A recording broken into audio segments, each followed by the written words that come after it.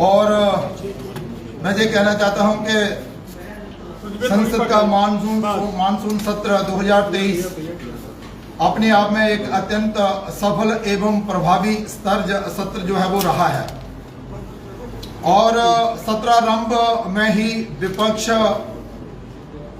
का जो एक गठबंधन बना है, जिसे हम ब्रह्मंडिया गठबंधन के नाम से पुकारते हैं, उसका रवैया शुरू से ही ठीक नहीं रहा। और आपने देखा होगा कि मणिपुर में हुई दुर्भाग्यजनक हिंसा की आड़ में संसद की कार्यवाही को बाधित एवं देश की जनता को गुमराह करने का षड्यंत्र जो था वो रचा गया था। लेकिन उसके साथ साथ ही जैसे जैसे संसद का सत्र आगे बढ़ता गया तो लोकसभा में एक के बाद एक बहुत ही महत्वपूर्ण बिल जो थे वो पास हुए और कुछ 23 के करीब जो थे वो बिल पास हुए, विधेयक पास हुए और कुछ 20 के करीब विधेयक जो थे उनको पेश किया गया। कुछ विधेयक ऐसे थे जो बड़े महत्वपूर्ण थे, लोकहित के थे, उन पर चर्चा करवाना बहुत जरूरी था। लेकिन चर्चा ना करवाते हुए विपक्ष का जो रवैया था वो अड़ियल रवैया रहा। उन पर चर्चा ज्यादा विस्तार से नहीं हुई और फिर उन बिलों को पास कर दिया गया।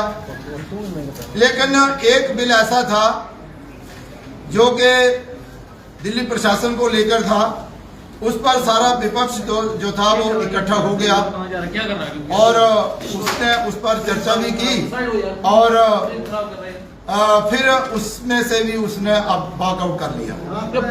इस दौरान एक अविश्वास प्रस्ताव जो था वो विपक्ष की तरफ से लाया गया। सरकार सहमत हुई, उस पर चर्चा हुई।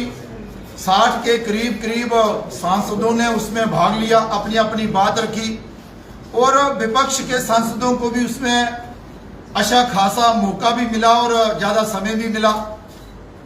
लेकिन उसके पश्चात जब देश के प्रधानमंत्री जी उत्तर देने लगे तो उनको अपनी बात ना रखने देना जो विपक्ष के स्वभाव में है और फिर बात ना सुनना और वॉकआउट कर जाना, ये दर्शाता है कि अपोजिशन विशेष तौर पर कांग्रेस और उसके जो सहयोगी दल हैं उन्होंने ठान लिया है कि हम लोक हित के मुद्दों पर चर्चा नहीं करेंगे, अपनी बात करके हम निकल जाएंगे। लेकिन इसके साथ साथ ही मैं आपको बताऊं कि राज्यसभा का जो अपना कामकाज रहा वो भी बहुत अच्छा रहा और उसमें भी कई विधेयक जो हैं वो पारित हुए हैं। और इन विधेयकों में कुछ जम्मू कश्मीर से संबंधित भी 3 विधेयक जो थे वो पेश हुए। लेकिन सरकार चाहती थी उस पर चर्चा हो और चर्चा के बाद उन्हें पास किया जाए, लेकिन उन पर चर्चा जो है वो नहीं हो सकी। और इसके साथ साथ ही आपने भी देखा होगा कि भाई लोकसभा की कार्रवाई में बाधा डालने और सुचारू रूप से लोकसभा और राज्यसभा को ना चलने देने के कारण कुछ जो सांसद है उन्हें जो है निलंबित भी किया गया। और इसके साथ साथ ही विपक्ष का जो रवैया था वो हमेशा की तरह इस बार भी जो है वो लोगों के हित के लिए नहीं रहा। लेकिन फिर भी जो बिल वहां पर पेश हुए और पास हुए उसमें अच्छी चर्चा जो थी थोड़ी सत्ता पक्ष के और उनके जो सहयोगी दल थे उन्होंने की, लेकिन इसमें कोई भी रोल जो था वो अपोजिशन का नहीं रहा। मेरा आपके माध्यम से इतना ही कहना है कि देखिए कांग्रेस ने कभी भी सत्ता पक्ष और विपक्ष में जो उसका रोल रहता है उसे नहीं निभाया और जो उसका एक दायित्व बनता है अपोजिशन में रहते हुए उसे भी ना निभाते हुए बस एक ही व्यक्ति को प्रमोट करने की इच्छा उनकी रहती है, जैसे तैसे भी हो बस उसे ही प्रमोट करते रहो। आम जनता के हित की कभी उन्होंने बात जो है वो नहीं की।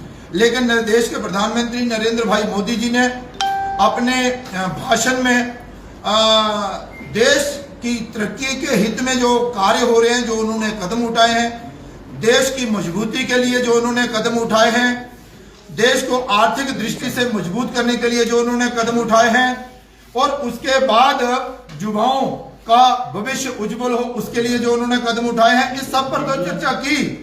लेकिन फिर मणिपुर घटनाओं पर भी उन्होंने चर्चा की और एक संदेश जो था वो मणिपुर की जनता को दिया कि भाई मिल बैठ के बात करके ही सारी चीजों का समाधान जो है वो निकल सकता है, और भारत का हर एक नागरिक जो है वो मणिपुर लोगों के साथ है। इसी को लेकर आज हम आपके समक्ष उपस्थित हुए थे कि देखिए, हमेशा कांग्रेस ने स्वार्थ, परिवारवाद और पार्टी की नीति को मद्देनजर रखते हुए संसद में भी जो है वो कार्य किया है। ये देश हित में नहीं है। हम चाहते हैं कि लोगों को आपके माध्यम से पता चले कि कांग्रेस का क्या रवैया जो था वो संसद में रहा।